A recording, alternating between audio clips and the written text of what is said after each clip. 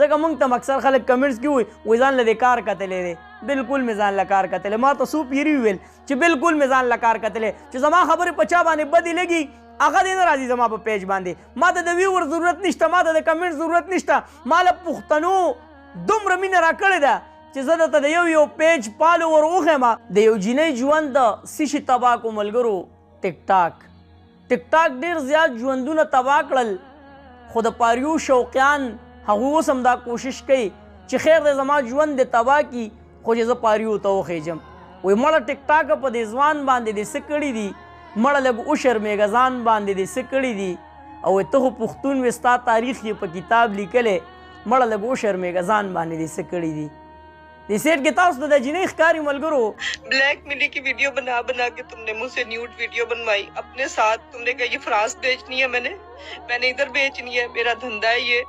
तुमने मुझे कहा जी तुमने बोला था शोबिस की मैं बोल्ड आर्टिस्ट हूँ, ठीक है मैं एटम सॉन्ग करती हूँ, तो ये बोल्ड आर्टिस्ट मेरे د دې جینۍ دا انداز وګورئ چې ماشاءالله په سر باندې ښه ښکلې لوپټه ښه په حیا او په پرده کې راغلې د خپل جړا پریاد کوي. جړا پریاد څه کوي ملګرو؟ چېرې زما سره بلیک میلینګ شوی دی، ما له لالچ راکړی شوی دی، چېرې زه به دې بهر ملک ته بوځم. د هغې لالچ په بنا باندې د ټیک ټاک په ذریعه غالبا د دغه الک سره د دې جینۍ ګپ جوړ شوی و او د هغې نه بعد بیا خبره کوم حد ته ورسېده چې د دې جینۍ نه داسې قسم ویډیوګانې کړې وي چې هغه موږ تاسو سره په دې سکرین هم نشو ویلی. او هغه ویډیوګانې به بیا دې جینۍ ته ویل چېرې اوس چې زه څه ویم نو حقه به کې. بیا به یې مختلف قسم ډیمانډ کول، پیسې به یې هم راغوښتې او د دې جینۍ هغه ژوند یې تباه کړو. د څه د وجې؟ د ټیک ټاک د وجې. اوس څومره په ښکلې طریقې سره ناسته ده. که چېرې مخکې دغه شانتې ناسته وې نو نن به دا جړا نه وې. نو په دې کې موږ ټولو ته سبق دی. ځکه ملګرو تاسو کتلي دي که نه چې په دې ټیک ټاک کې اکثر یا د چا لاس مات شي یا یې خپه ماته شي یا پکې داسې طریقې سره او داسې انداز سره وشرمېږي چې بیا وروسته وایي ویره چې نه مې وی کړی نو ښه به وی. نو پهلے تولو پھر بولو، یو متل دی که نه، پهلے تولو پھر بولو. اول هغه خبره تول که، اول هغه کار وګوره چې دا کار ټیک دی او که نه، نو بیا پې ورځه خیر دی، څه خبره نه ده.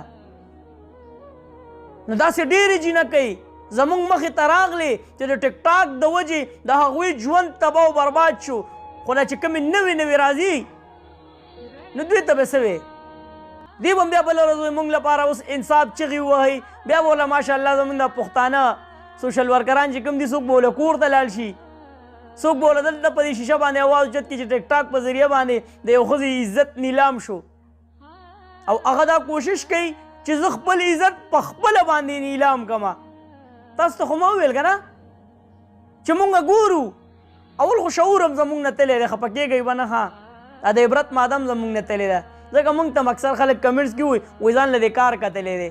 بالکل مې ځان له کار کتلی. ما ته څو پیري وویل چې بالکل مې ځان له کار کتلی چې زما خبرې په چا باندې بدې لګي هغه دې نه راځي زما په پیج باندې. ما ته د ویور ضرورت نشته، ما ته د کمنټ ضرورت نشته. ما له پښتنو دومره مینه راکړې ده چې زه درته د یو پیج فالوور وښیم نو تاسو به حیران شئ چې نوید بھائی ماشاءالله 3,20,000 2,40,000 دا پیجونه شپږ پیجونه زما په هغې باندې وارننګ دی. نوید څه اوس وختي نه دی راغلی، چېرې بس اوس راغی او دا خلک اوس یې خوښوي. نه دا پښتانه ما د 7 کالو نه خوښوي، د 7 کالو نه. نو چې په چا باندې زه بدې لګم که نه نو هغه دې نه راځي، ځان دې نه ستړی کوي. ما خلک خوښوي، زه د دې خلکو دپاره راځم.